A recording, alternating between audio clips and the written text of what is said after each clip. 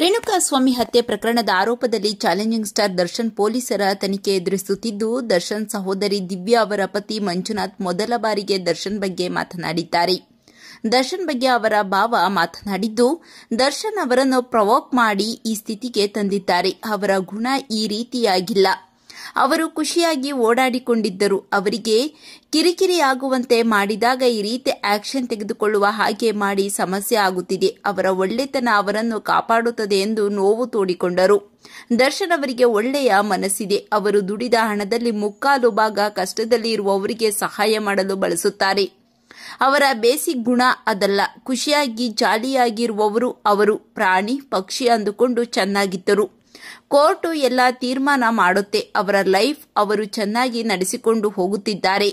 ನೋಡೋರು ಬೇರೆ ತರ ತಿಳಿದುಕೊಂಡಿದ್ದಾರೆ. ಜನರೆಲ್ಲ ಶಾಂತರಾಗಿರಬೇಕು. ಒಳ್ಳೆಯ ತೀರ್ಮಾನ ಬಂದು ಸರಿ ಹೋಗುತ್ತದೆ. ಅಲ್ಲಿಯವರೆಗೆ ಶಾಂತಿ ಕಾಪಾಡಿಕೊಂಡು ಅಭಿಮಾನಿಗಳು ಸಂತೋಷವಾಗಿರಬೇಕು. ಡಿ ಬಾಸ್ ಮತ್ತೆ ಬರುತ್ತಾರೆ. ಅಲ್ಲಿಯವರೆಗೆ ಶಾಂತಿ ಕಾಪಾಡಿಕೊಂಡು ಖುಷಿಯಾಗಿ ಇರಬೇಕು ಎಂದರು. ಅವರು ಹೊರಗೆ ಬಂದ ಮೇಲೆ ಮತ್ತೆ ಸಿನಿಮಾ ಮಾಡಿಕೊಂಡು ಇರಬೇಕು.